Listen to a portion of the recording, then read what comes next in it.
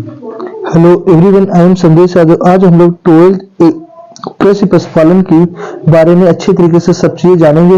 आपको न्यूमेरिकल भी इसमें आता है, वो तो बात को डिस्कस करेंगे। आज हम लोग थ्योरेटिकल क्वेश्चन डिस्कस करेंगे। देखिए, सबसे पहले पशुपालन होता क्या है। तो पशुपालन एक हमारी व्यवहारिक विज्ञान की शाखा है। पशुपालन क्या है? एक हमारी व्यवहारिक विज्ञान की शाखा है, जिससे पालतू पशुओं को क्या होता है, नित्यापूर्वक और स्वस्थ रखने की कला का अध्ययन किया जाता है। स्वस्थ रखने की कला का क्या किया जाता है? अध्ययन किया जाता है। स्वस्थ रखने की कला का क्या कर दिया जाता है? अध्ययन किया जाता है। अब पशुओं को पालतू बनाने की प्रक्रिया को कितने चरणों में बांटा गया है? तो पशुओं की पालतू बनाने की प्रक्रिया को पहलाओ। पशुओं की पालतू बनाने की प्रक्रिया को एक तो प्रारंभिक चरण होता है, द्वितीय चरण होता है, तृतीय चरण होता है, चतुर्थ चरण। इनका मतलब क्या होता है? इस चरण में मनुष्य ने, जो प्रारंभिक चरण में मनुष्य ने पशुओं को केवल किस लिए पाला था? केवल भोजन और वस्तुओं की प्राप्ति के लिए। सिर्फ हमें पशुओं से क्या प्राप्त होगा? भोजन प्राप्त होगी और वस्तुओं की। लेकिन द्वितीय चरण में क्या हो रहा है? जब मनुष्य जानने लगा आसपास में, तो उसने क्या किया? पशुओं को बोझा ढोने के लिए भी काम में प्रयोग करने लगे, रखे अनेक कार्यों में भी प्रयोग करा। तृतीय चरण में पशुओं को क्या किया कि उसके संतानों की प्रजनन की विधियों को भी जानने की कोशिश की कि अच्छा दूध वाले एक भैंस से 4 लीटर दे रही, दूसरी 8 लीटर, ऐसा क्यों दे रही। और चतुर्थ चरण में क्या होता है? पशुओं की नस्लों का विकास हुआ और वो 3000 वर्ष पूर्व ईसा पूर्व हो चुका था। कब? 3000 ईसा पूर्व पहले हो चुका था। अब कृषि में पशुधन का महत्व बहुत आता है। पशुओं का महत्व, पशुधन का महत्व। तो हमारे देश में कृषि से 60 से 70% जीविका कृषि पर ही निर्भर करती है। उसे पशुओं का बहुत बड़ा रोल होता है, क्योंकि खादों के लिए और हमारी किसानों के पास जीवन याचिका चलाने के लिए पशुओं का ही प्रयोग किया जाता है। उसमें कहते हैं घर के जितने सदस्य थे सबको रोजगार की प्राप्ति हो जाती है। घर पे कोई ना कोई काम करता रहता है। तो सबसे पहले कृषि कार्यों में पशुओं का योगदान होता है। सबसे पहले कृषि कार्यों में योगदान होता है। भूमि की उर्वरा शक्ति को बनाए रखने के लिए हमें गोबर की खाद प्राप्त हो जाती है। पशुओं के लिए आहार की प्राप्ति से दूध, मांस प्राप्त होता है। देश की राष्ट्रीय आय में वृद्धि होती है क्या? और उसके बाद ईंधन और गोबर प्राप्त होता है। बेरोजगारी की समस्या का हल हो जाता है। हमारे देश में वाहनों में पशुओं का प्रयोग किया जाता है, जैसे भैंस, बैल, ऊंट, गधा। इनसे क्या होता है कि हम लोग वजन ढोने के लिए प्रयोग किया जाता है। हमारे भारत में पशुधन का क्या महत्व? तो अभी हमने बता दिया आपको कि यहाँ की अधिकतर जनसंख्या खेती से संबंधित अनेक कार्यों में लगी है। हमारे यहाँ खेत का जोत जो होता है, आकार छोटा होता जा रहा है, क्योंकि पॉपुलेशन, जनसंख्या बढ़ती जा रही है और भूमि की मात्रा सीमित होती रहती है। तो मशीनीकरण में खेती का संभव नहीं है। खेतों में मशीन का उपयोग बड़े बड़े फार्मों, राज्य की कुछ सीमित बड़े कर्षों पर ही की जाती है। और तो महत्व क्या है? सबसे पहले आपको हेडिंग याद होनी चाहिए, आप अंदर का तो लिख लोगे रखे। कृषि कार्यों में पशुओं पर आधारित उद्योग, दूध का उद्योग करना रखे। लाभकारी रोजगार की प्राप्ति हो जाती है। भोजन के उपयोग में पशुओं से प्राप्त गोबर प्राप्त होता है। मनोरंजन के लिए हम लोग कुत्ता पालते हैं, ठीक। कि यातायात के साधन के रूप में पशुओं की खाल हड्डियों का उपयोग कर लेते हैं। राष्ट्रीय आय में सहायक होता है, ठीक। यह क्या हो गया? हमारे इतने हो गए रखे। और हमारे नर सुधार में कितने संस्थान है? एक पशु प्रजनन फार्म बाबूगढ़ गाजियाबाद में है, उत्तर प्रदेश के है। पशु प्रजनन बहादुरगढ़ मेरठ में है। तो बाबूगढ़ गाजियाबाद, बहादुरगढ़ की पशु प्रजनन फार्म बाराबंकी में है। पशु प्रजनन फार्म सैदपुर ललितपुर में है, ठीक। और गला बीमारी, ये क्या होती है? बीमारियां बहुत ज्यादा फैल रही हैं। अब जो हमारी नस्लों से क्वेश्चन आते हैं, हर बच्चा इसको पढ़ा करें, क्योंकि यहाँ से हमारे एक नंबर का क्वेश्चन गलत नहीं होगा। क्योंकि अगर आपके पास कोई एक्स्ट्रा बुक नहीं है, अगर आप चाहते हो कि हमारी पेपर में मल्टीपल चॉइस के वैकल्पिक क्वेश्चन एक भी गलत रहा, तो हर लेसन का ही पढ़ के जाओ, आपसे कोई गलत नहीं होगी। भारत में विश्व उत्पादन में प्रथम स्थान कौन सा होता है? दूध में प्रथम स्थान होता है। साहिवाल गाय दुधारू नस्ल है, इसका औसतन 2200 से 2500 लीटर होता है। अब देखो यहाँ से क्वेश्चन कितने अच्छे। गाय और भैंस के समूह को क्या कहते हैं? हर्ड कहते हैं। ये क्वेश्चन केटेट में आता है, ICAR में बहुत आते हैं। गाय भैंस के समूह को क्या कहते हैं? हर्ड कहते हैं। गाय के मांस को बीफ कहते हैं, भैंस के मांस को वुफेन कहते हैं। गाय के मांस को बीफ कहते हैं, भैंस के मांस को वुफेन कहते हैं। गाय का गर्भकाल 282 दिन का होता है, भैंस का गर्भकाल 310 दिन का होता है। फिर भारतीय गांव में साहिवाल तथा विश्व में होलिस्टीन फ्रीजियन दुग्ध में अधिकतम स्थान रखते हैं। उसके बाद क्या है? मुर्रा, भदावरी, जाफराबादी, मेहसाना, कि क्या भैंस की सामान्यता प्राप्त नस्लें होती रहती। केवल जाफराबादी भैंस में गलकम्बल पाया जाता, तो क्वेश्चन यही से आ रहा था भैंस की कौन सी नस्ल में गलकम्बल पाया जाता है, तो जाफराबादी। अच्छा, भैंस की नस्ल में जल कम्बल मतलब कम्बल है नहीं पाया जाता है, तो बाकी में नहीं पाया जाता है। यहाँ से क्वेश्चन बहुत घुमा सकता है, तो आपको खाली क्या याद करना है, जाफराबादी में। और क्वेश्चन है कि भैंस की सबसे छोटी नस्ल कौन सी होती है, गोदावरी। भैंस की सबसे छोटी नस्ल कौन सी होती है, गोदावरी। तो आपके एक ही नंबर के क्वेश्चन कोई भी गलत नहीं होंगे देखिए। फिर भारतीय भेड़ का ऊन उत्पादन में 300 ग्राम से 1800 ग्राम प्रति वर्ष होता है। हिसार डेल विकास बीकानेरी भेड़ था, तो हिसार डेल जो किसके किसके क्रॉस से उत्पन्न हुई थी, तो बीकानेरी भेड़ और मेरिनो भेड़। क्वेश्चन ये आएगा कि बीकानेरी भेड़ और मेरिनो भेड़ के क्रॉस से कौन सी नस्ल प्राप्त हुई, हिसार डेल। हिसार डेल नस्ल किससे प्राप्त हुई, तो मेरिनो और बीकानेरी से। अब भेड़ के संभोग करने की क्रिया को क्या कहते हैं, टपिंग कहते हैं। भेड़ के संभोग करने की क्रिया को टपिंग कहते हैं। बच्चा इस चीज को पढ़ के नहीं जाता, फिर क्वेश्चन क्या पेपर में छूट जाते हैं। भेड़ का गर्भकाल, और आप वैकल्पिक क्वेश्चन यहाँ पे नहीं पढ़ पा रहे, आप इनको पढ़ के जाओ, यहाँ से आपके एक भी क्वेश्चन नहीं छूटेंगे जाके। भेड़ के गर्भकाल 150 दिन का होता है, बकरी का 145 दिन का होता है। इसकी प्रजनन मार्च अप्रैल जून जुलाई अक्टूबर में होता है। विश्व में सबसे लंबे कानों वाली भेड़ लोही होती है। विश्व में सबसे लंबे कानों वाली कौन सी, लोही होती है, जो दूध ऊन मांस तीनों के लिए पाई जाती है। ठीक, बीकानेरी भेड़ में बालों किसे कलीन बनता है, क्या बनता है, कलीन बनती है। देखिए अब हम लोग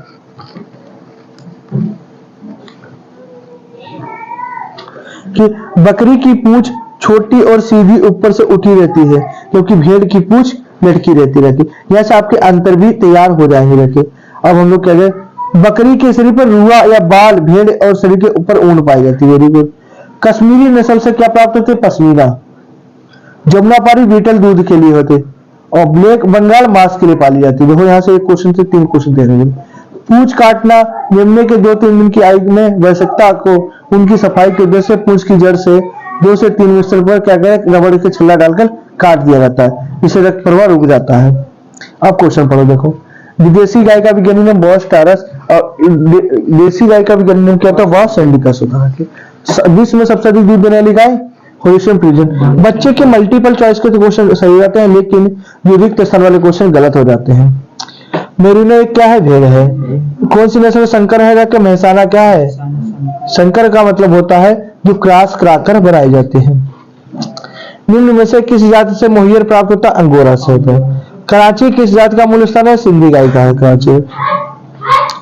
कौन सी भैंस की संकर नस्ल है, मेहसाना। देखो एक ही क्वेश्चन को 2 बार पूछा गया, बस ऑप्शन चेंज कर देंगे। देखिए गंगा तीरी की गाय का, गाय कोई भी हो उसका गर्भकाल कितना होगा, 280 दिन का होगा। साहिवाल का मूल स्थान मांट गोमरी होता है। हरियाणा गाय का गर्भकाल कोई भी गाय 280 दिन का होगा। भेड़ के मांस को मटन कहते हैं। फ्रिजियन गाय का मूल स्थान हाईलैंड होता है। निम्न में से किससे पश्मीना प्राप्त होता है, चिंगू से। चिंगू से क्या प्राप्त होता है, पश्मीना प्राप्त होता है। मेरिनो भेड़ का मूल स्थान क्या होता है, स्पेन। गुरेज भेड़ का जन्म स्थान भारत। हरियाणा गाय, हरियाणा गाय कैसी है, भारत की है। भारत की सभी गाय को गर्मी क्या था, पास इंडिकस होता है। तो आपको ऑप्शन टेली करने की जरूरत नहीं। बकरियों में गर्भकाल कितना होता है, 145 से 150 दिन होता है। किस किस में दूध में बसा सबसे प्रतिशत पाई जाती है, बराबरी में पाए थे। ठीक, भैंस का गर्भकाल कितना होता है, 310 दिन। सबसे अधिक बसा किसमें, बराबरी में ही पाई जाती है। भारतीय गाय की नस्ल जिसमें दूध में सबसे अधिक बसा होती है, साहिवाल की होती है। सामान्यतः पूंछ काटी जाती है किसकी, भेड़ की। बकरी के मांस को क्या कहते हैं, चिवान। चिवान। चिकन अलग होती है। विदेशी गाय का भी बॉस टारस। पश्मीना ऊन कश्मीर नस्ल की बकरी से। अमृतवाही गाय का मूल स्थान मैसूर उत्पन्न होता। उत्तर प्रदेश की भेड़ का जात नाम जलोनी।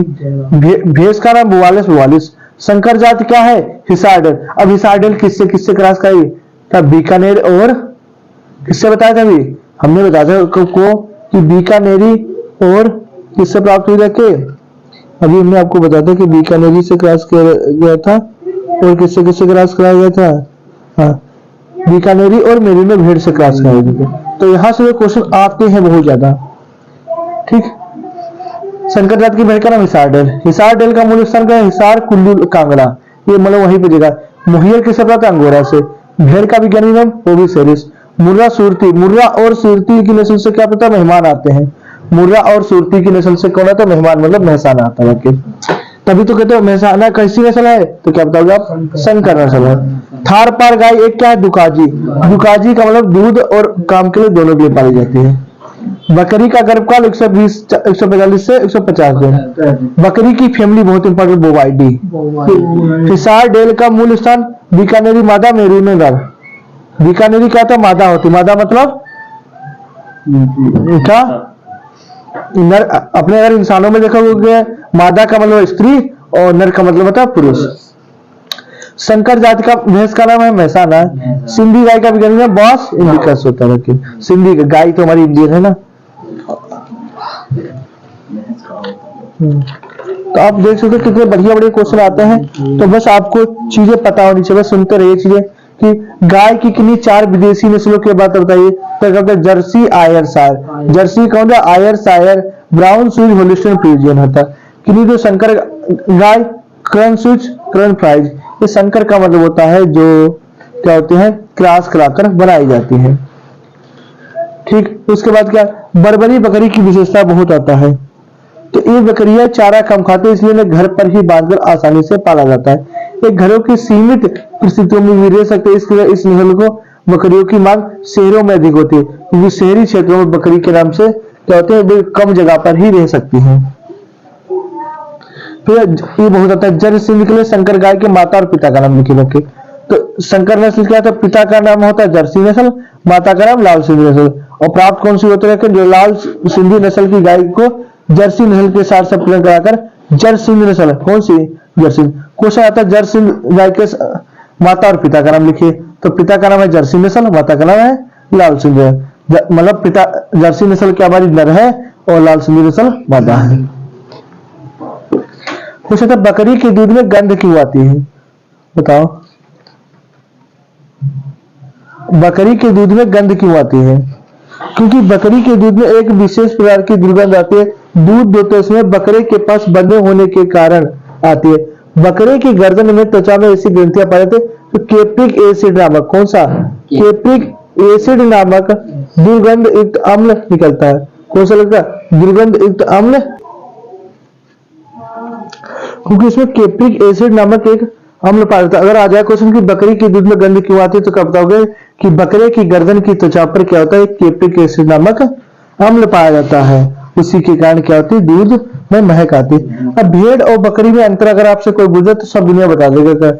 देखो, आपको अगर तरीके से बताना है तो सबसे पहले भेड़ का वैज्ञानिक नाम, बकरी का वैज्ञानिक नाम बताओ। रखे बकरी क्या होती है? भेड़ से लंबी पतली कोडीकार होती है। रखे बकरी की पूंछ छोटी होती है और ऊपर उठी होती है, जबकि भेड़ की पूंछ अपेक्षाकृत लंबी होती है, नीचे की ओर लटकी होती है। हम वही क्वेश्चन डिस्कस करेंगे जो पेपर में ज्यादा इंपॉर्टेंट है और जो बच्चों को समझ में नहीं आते हैं कि देसी गाय विदेशी गाय। अब अगर गाय और भैंस में अंतर आता है तो सब बच्चा करते हैं देसी और विदेशी। तो विदेशी की ज्यादातर इसमें पीठ घुमावदार होती है और विदेशी की क्या होती है? सीधी होती है। यहाँ पे बच्चा भी बना के लिखता है, यहाँ पे बना के नहीं लिख सकते। थोड़ा अंतर का मतलब होता है, डिफरेंस तो होना चाहिए। अगर आपको खरीदना है तो आप कैसे पहचान पाओगे देसी है विदेशी है? तो आपको अगर याद है तो पता, इस देसी की ऊंचाई अधिक होती है और विदेशी की कम होती है। इनका शरीर छोटा होता है, विदेशी का शरीर बड़ा होता है। और देसी गाय दूध कम देती है, विदेशी गाय दूध अधिक देती है। देसी गाय का औसतन दूध 5 से 8 लीटर होता है, विदेशी गाय का 12 से 15 होता है। ठीक, तो बहुत सारे अंतर है, आप उनको पढ़ सकते हो। हम वही चीजें बताएंगे जो आपको चीजें नहीं आ रही थी। और आपसे कोई गाय और भैंसों में अंतर लिखे रखे तो सब दुनिया बता देगा गाय क्या होता है। हम लोग क्योंकि भारत जैसे ऐसे देश के यहाँ पे गाय और भैंस हम लोग बचपन से देखते आ रहे हैं। भेड़ की एक संकर नस्ल का नाम लिखिए। तो भेड़ की संकर नस्ल क्या होता है? हिसार डेल होता है। इसका मूल स्थान कांगड़ा क्षेत्र के हिसार का कांगड़ा क्षेत्र का कुल्लू मनाली कुल्लू घाटी में पाई जाती है। यह राजकीय पशु फार्म हिसार में कौन सा भी हमने बताया था? राजकीय कृषि फार्म है, वहां पर यह विकसित की गई थी। इसका रंग पीलापन सफेद होता है। इसकी गर्दन कैसी होती है? मोटी, जांघी और भुट्टी है। अब क्वेश्चन है कि भेड़ की एक विदेशी नस्ल का नाम लिखिए रखे। तो क्या बताओगी कि मेरिनो भेड़, इसका स्थापना ऑस्ट्रेलिया होता है, जर्मन होता है। इसकी पीठ सीधी होता है, भेड़ चौकन्नी फुर्तीली होती है। इनका चेहरा सफेद रंग का होता है और पैर भी रंग के होते हैं, इनके कान चौड़े, छोटे और मोटे होते रहते हैं, ये कंधे मोड़ रहित होते रहते हैं, है ना। और जो क्वेश्चन ज्यादातर पूछे जाते हैं उन्हीं को डिस्कस करते चलेंगे रखे। तो ज्यादा अब नस्लों के बारे में हम यहाँ पे डिस्क्राइब नहीं करेंगे रखे, क्योंकि ये चीज अपने आप पढ़ने वाली चीज है। जहाँ पे बच्चा समझ नहीं पाता वहीं पे चीजें समझाई रहती है। यहाँ से क्वेश्चन आपको इस सभी क्या दे, दो गाय की नस्ल देसी मुझे से तो हरियाणा साहिवाल, विदेशी जर्सी आयरसार होलिस्टिन फ्रीजियन, भैंस की से मुर्रा भदावरी ये क्या देसी है, फिर ब्राजील का लाल, ब्राजील की काली ये क्या है विदेशी है, सुई नो मेरिड, ठीक। भेड़ की बीकानेरी गुरेज होता है, भेड़ की बीकानेरी गुरेज और विदेशी की मेरिनो क्योरडेल होता है। बकरी की जमुनापारी बीटल बकरी होता है, ये सानेर ब्रिटिश अल्पाइन होते हैं। मुर्गी की अश्लील, अश्लील बहुत आती मुर्गी की, क्योंकि अश्लील ऐसी एक मुर्गी होती है, मुर्गा होता है जो केवल लड़ाई करने के लिए पाला जाता है, कुड़कू, ठीक। चिटागो और कोचिन हिमुसार होते रखे हैं। तो आप लोग इसको अच्छी तरीके से पढ़ें और क्लास को लाइक करते रहिए। ये हमारी कौन सी जो ज्यादातर आती है मेहसाना नस्ल है, ये मेहसाना नस्ल की ऐसी होती है, इस आकार की होती है, सबका आकार थोड़ा थोड़ा चेंज होता रखे। अब इसके बारे में पूरा पढ़ोगे तो आपको चीजें समझ में आएंगी जाके कि हर गाय में क्या क्या अंतर होता रहता है। अब इसके बाद हम लोग अगले लेसन पे चलेंगे जाके। पहले लेसन से खाली क्वेश्चन एक आता है और इससे छोटे क्वेश्चन आते हैं पहले क्वेश्चन से। तो आपको करना क्या क्या है उसके लिए, सबसे पहले आपको चीजें उसकी नस्ल के नाम और कलर पता नहीं, वहां पे आप बना के भी लिख सकते हैं चीजें हो। अब यहाँ से हम क्वेश्चन आज मल्टीपल चॉइस के क्वेश्चन डिस्कस करेंगे जो हमारे गलत होते हैं। मुर्गी पालन की क्या है सफल व्यवसाय, मुर्गी का औसतन रूप से 60 अंडे देती है। अब यहाँ से क्वेश्चन बहुत ज्यादा आते हैं, अभी आप देखना कितने अच्छे अच्छे आएंगे। व्हाइट लेग हार्न विश्व में सर्वाधिक अंडे देने वाली नस्ल होती है। एक युवा मुर्गी 3 से 4 वर्ग फुट स्थान की आवश्यकता होती है। लड़ाई के लिए असील मुर्गी पाली जाती है, लड़ाई के लिए कौन सी होती है, असील मुर्गी पाली जाती है। इसका रंग काला या लाल पीला होता रहते हैं, ठीक। मुर्गी अंडे से चूजे निकलने का समय कितना 10 से 12 दिन होता है। इन्वेशन का तापमान तो 101 से 307 डिग्री सेल्सियस होता है। चूजे को 36 घंटे की आयु पर पहला आहार देना चाहिए। कितने घंटे की आयु पे, 36 घंटे की आहार पे पहला देना चाहिए। मुर्गी के बिछावन को क्या कहते हैं, लीटर कहते हैं। मुर्गी के बिछावन को लीटर कहते हैं। अंडा देने वाली मुर्गी को लेयर कहते हैं, अंडा देने वाली मुर्गी को लेयर कहते हैं। मांस उत्पादक मुर्गी को ब्रायलर कहते हैं। क्या, मांस उत्पादक मुर्गी को ब्रायलर कहते हैं। अंडे से चूजे निकलने के स्थान को हेचरी कहते हैं। अंडे से चूजे के निकलने के स्थान को क्या कहते हैं, हेचरी कहते हैं। अब यहाँ पे बच्चा अगर मल्टीपल चॉइस में आता है तो बच्चा गलत करके आता है, और वैकल्पिक क्वेश्चन में आता है तब भी गलत करके आता है कि क्या होगा यहाँ पे बना के। तो यहाँ से क्वेश्चन बहुत ज्यादा आते हैं। अंडा सेने वाली मुर्गी को ब्रूडी कहते हैं, क्या ब्रूडी, और मशीन को ब्रूडर कहते हैं। तभी लोग कहते हैं कि आर्टिफिशियल कृत्रिम अंडा रहा, कृत्रिम अंडा ने, अंडा तो मुर्गी से निकलता है लेकिन जो हेचिंग का काम करती है एक ब्रूडर मशीन होती है वो करती है। ये एक मुर्गी 10 से 12 बच्चे दे सकती है। मुर्गी के भोजन आहार का 1 भाग मक्का 3 भाग बाजरा होना चाहिए। उसका बात क्या है, मुर्गी का तापमान 60 से 65 डिग्री से होना चाहिए। अंडों के भंडारण के लिए 65 से 66 मतलब 55 से 66 फ़ारेनहाइट होना चाहिए, ठीक। अब क्वेश्चन आता है, चूजों को जल्दी बड़ा करने के लिए उनके ठंडे वातावरण में रखे जाते हैं। मतलब बच्चों को जल्दी जन्म करने के लिए उसके क्या है, ठंडे वातावरण में रखा जाता है। ठंडा वातावरण चूजों को अधिक रखता था, इसको क्या कहते हैं, केपोनाइजेशन कहते हैं। केपोनाइजेशन में क्या होता है, 75 में। आजकल ऐसे हमारे क्या हो गए जाके, तुमने एक चीज देखी होगी जाके। अब हमारा अगला क्वेश्चन है, अंडे में प्रोटीन पाया जाता है कितने, 13%। मुर्गे के मांस को क्या कहते हैं, चिकन। और अभी हमने किसके मांस को बोला था आपको शुरू में, क्या क्या कहते हैं, चिकन। तो मुर्गे के मांस को चिकन और बकरी के मांस को चिकन, भेड़ के मांस को मटन, और पोर्क किसके मांस को कहते हैं, आप लोग अभी कमेंट करके बताना। बिछावन विधि, मुर्गी पालन के प्रति हेक्टेयर फर्श की कितने होते हैं, 3 से 4 वर्ग फुट होता है। 3 से 4 वर्ग फुट होता है, 3 से 4 वर्ग फुट होता है। अब हमारा क्या, कुड़क मुर्गी से आप क्या सोचते हैं, अंडा ना देने वाली मुर्गी को कुड़क मुर्गी कहते हैं।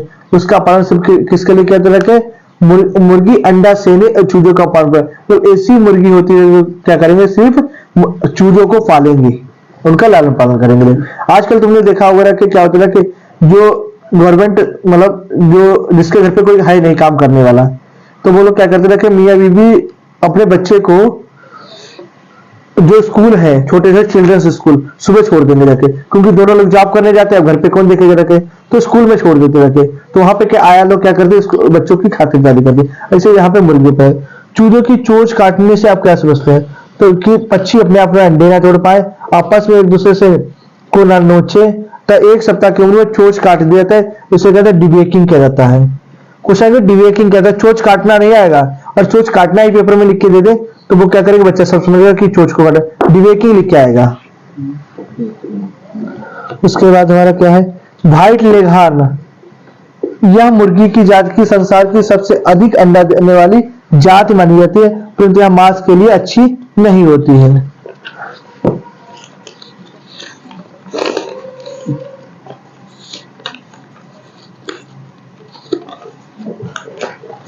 अब अगला हमारा चैप्टर है पशुओं के अस्थायी। अगर पूछेगा अस्थायी जात 20, अगर पूछेगा स्थायी तो 32। अस्थायी जात कितने होते हैं? 20 और स्थायी 32। गायों में कुल अस्थायी जातों की संख्या कितनी होती है? 20। गाय के सिर के मुख्य 5 भाग बताइए। सिर, ग्रीवा, धड़, अग्रभाग, पूंछ होता है। गाय के कुल स्थायी जात, अभी हमने क्या बताया, अस्थायी जात कितने होते हैं? 32। और अस्थायी मतलब टेम्परेरी 20, परमानेंट 32। और आपसे कोई पूछे कि रूमिनेट पशुओं के लिए सूत्र बताए तो क्या बताओगे कि कृंतक जात ऊपर नहीं पाए जाते हैं। टोटल कितने होते हैं? 32 होते हैं। ऊपरी जड़वे का दाया और बाया भाग, तो जो दाया भाग में होते रहते दांत नहीं पाए जाते हैं। ठीक, ये बहुत आता है। गोवंश मतलब गाय भैंसों के लिए नर हार्मोन्स का नाम लिखिए और मादा हार्मोन्स का नाम लिखिए रहता है। ये नर जननांग, बाह्य जननांग भी आता है और हार्मोन्स भी आते हैं। तो नर में क्या पाया जाता है? अंडकोश पाया जाता है, मुतान पाया जाता है, लिंग पाया जाता है, शिश्न पाया जाता है, शिश्नांत पाया जाता है, आद्रुप पाया जाता है। ये सब लोग आप लोग अच्छी तरीके से समझते होंगे। अंग में जो केवल मादाओं में पाया जाता है, आयन पाया जाता है, थन पाया, दुग्ध स्राव पाया जाता है, दुग्ध क्यूब पाया जाता है, भग पाया जाता है और दुग्ध दर्पण पाया जाता है। ठीक, पशु के गर्दन के पास ग्रीवा, ग्रीवा स्थल जोड़ने वाला भाग होता है। गर्दन का निचला भाग होता है गलकंबल, गर्दन के निचले भाग से गले से लेकर अधरवश तक लटका जो मांसल लटका होता रहते हैं। अब यहां से जो हमारे क्वेश्चन आते हैं,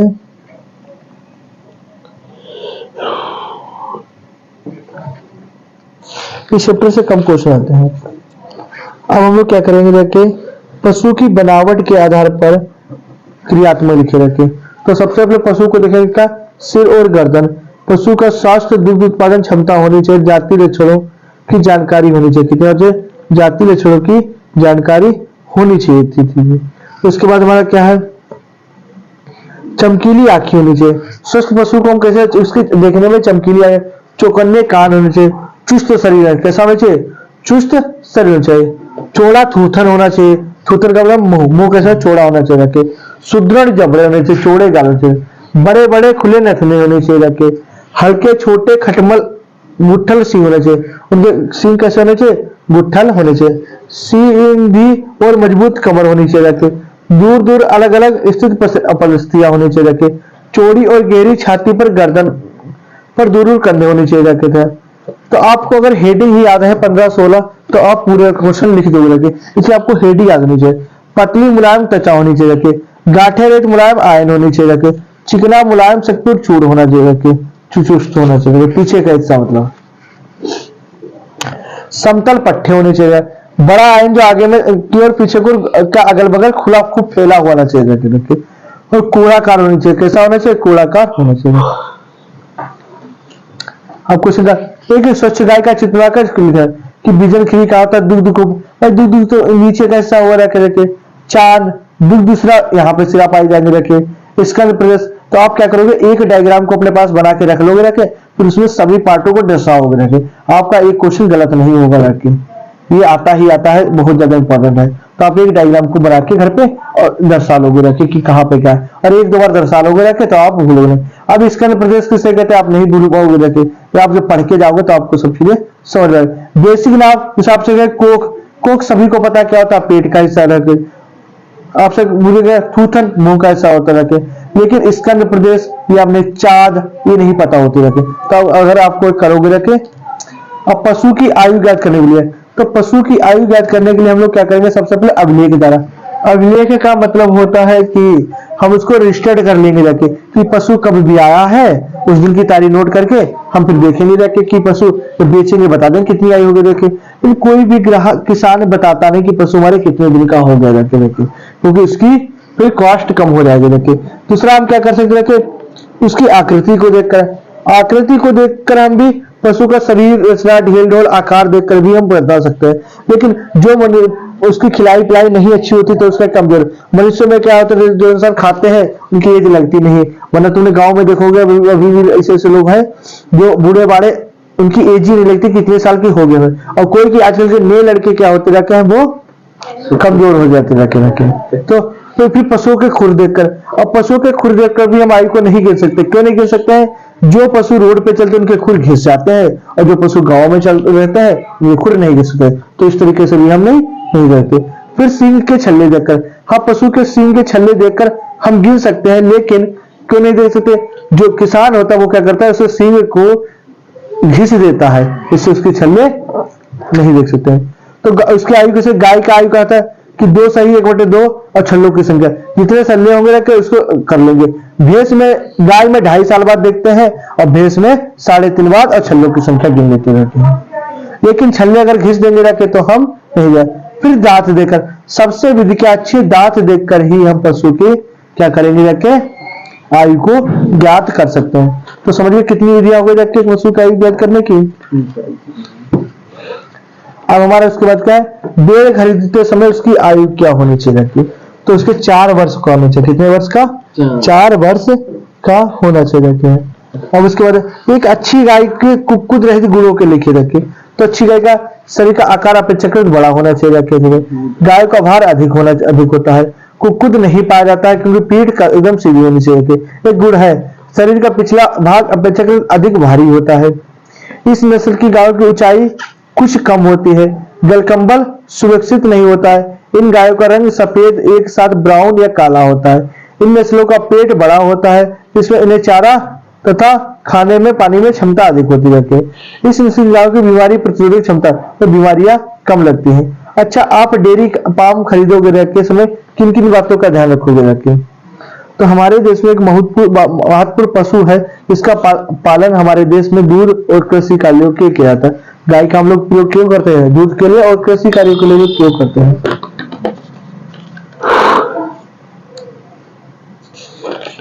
फिर उसके बाद हमारा अगला क्वेश्चन है,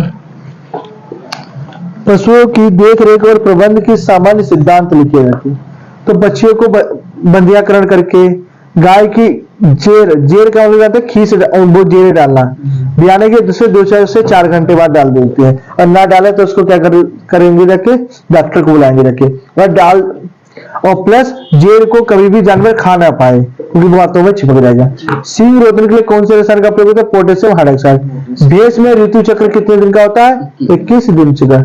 ऋतु चक्र का मतलब होता है उसमें उसकी सेक्सुअल क्रिया कराई जा सके रखे। गाय का ऋतु चक्र 19 से 21 है। भेड़ के ब्याने को क्या कहते हैं? लेविंग। भेड़ के ब्याने को क्या कहते हैं? लेविंग कहते हैं। नव रज्जु काटने के लिए किसका है? टिंचर आयोडीन का कहता है। बच्चों के सींग रोधन के लिए क्या होता है? Caustic potash. विद्युत सींग रोधन में तापक्रम कितना होता है? 540 है। बधियाकरण हेतु किससे होता है? बर्डिजो केस्टर कैसे? सुअर को बच्चे देने को कहते हैं फ्लोकिंग कहते हैं। क्या कहता है? फ्लोकिंग। अब ब्याना नहीं लिख के आएगा, वहां पे चलेगा फ्लोकिंग कहते हैं। वृषण के कार्य को नष्ट करने के लिए बधियाकरण कहते हैं। ठीक। अब बर्डियो केस्टर क्या है? यह विभिन्न मापों को लोहे का बना हुआ कीमती यंत्र होता है जो नर बच्चियों को बधिया करने के लिए काम आता है। इस यंत्र के द्वारा क्या कर दिया जाता है कि उसके अंडकोशों में बांधकर और दबा देते हैं, शरीर के अंदर क्या होती है? कट जाती है और पशु को हानि।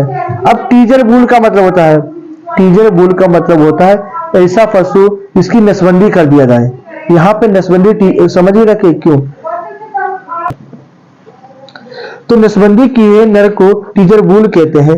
यह ऋतुमयी गायों की जांच करने के लिए प्रयोग किया जाता है। यह गर्म गायों पर चढ़ता परंतु उनको गर्भित नहीं कर पाता। यही तो हमने आपको बताया, गर्भित है क्योंकि नसबंदी करते समय उसके अंडकोश से शुक्राणु लाने वाली शुक्रवाहिनियों को तेज कीटाणु रहित चाकू से काटकर बांध दिया जाता है और केवल यह अस्थायी तौर पर गांठ बांधकर विहीन कर देता है। तो हमेशा के लिए नहीं किया जाता, कुछ समय के लिए, जिसमें शुक्राणु आगे शिश्न में नहीं आ पाते हैं। इसका मुख्य कार्य गर्म गायों को पहचान करने के लिए। जब शुक्राणु शिश्न में नहीं आ पाएंगे तो क्या होगा, नहीं हो पाएगी गलती। ठीक, समझ गए जाके। बधियाकरण नसबंदी द्वारा बने नरों को क्या कहते हैं, सुन लो। बधियाकरण के पश्चात बने नर को बेल कहते हैं। जो आप अभी क्वेश्चन रहे कि बधियाकरण के पश्चात बने नर को बेल कहते हैं, क्योंकि नसबंदी के पश्चात बने नर को टीजर बूल कहते हैं। काम वही है। नसबंदी में क्या करते हैं, उसके अंडकोश को फोड़ दिया जाता है कि वो सेक्स क्रिया हमेशा के लिए कभी भी नहीं कर पाते हैं बधियाकरण में। और नसबंदी में क्या होता है कि कुछ समय के लिए। हाँ, उस बधियाकरण में तो प्रजनन शक्ति से विहीन कर दिया जाता है कि तुम कभी कर ही नहीं पाओगे जाके। समझ गए अंतर। बधियाकरण में हमेशा के लिए प्रजनन शक्ति को कम किया जाता है और नसबंदी में कुछ समय के लिए ही किया जाता है। गाय को सुखाना या दूध लेना बंद करना की विधियां लिखी रहती है। अपूर्ण दोहन होता है, एक समय दूध निकालकर दूसरे समय छोड़ देना।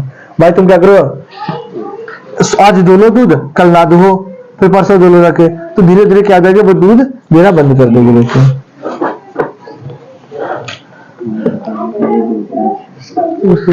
पशुओं के बधियाकरण के उद्देश्य क्या लिखे।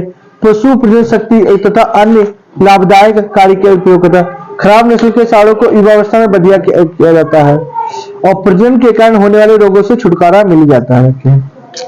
पशु को, आपको खाली विधियां पता नहीं, आप लिख दोगे। पशुओं को सींग रोधन की विधियां कहते हैं, एक रासायनिक विधि द्वारा, एक यांत्रिक विधि द्वारा। रासायनिक विधि कहते हैं दो प्रकार के, कास्टिक सोडा के द्वारा और डी हॉर्नर के द्वारा।